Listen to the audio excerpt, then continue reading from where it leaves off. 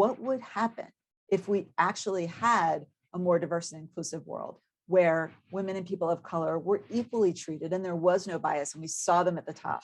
So I started to look at what data was available.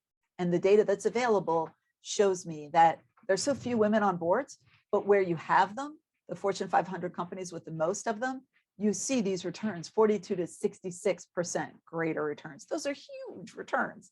If you look at just the companies that have at least 4 out of 5 years had just 3 or more women on their boards. That's it, just 3 or more women on their boards.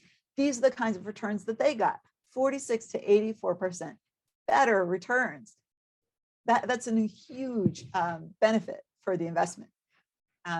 This is telling us what we would have made as a country if we had done away with the gap between what white men make and what everyone else makes. So most people think it's a zero-sum game.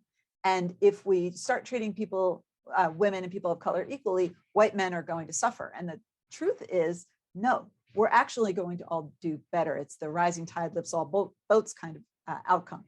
So if we actually treated everyone equally, we would have $2.6 trillion more if we had just done that starting in 2019. To give you an idea what that represents, that's 12% of our entire gross domestic product. That's a huge number. If we had started 20 years ago and had closed that gap then, we would make $16 trillion more as a country. That's 76%. So for all of us, that's over 3/4 more of our gross domestic product. We would all be living far better. We would all have a far better standard of living as a result economically.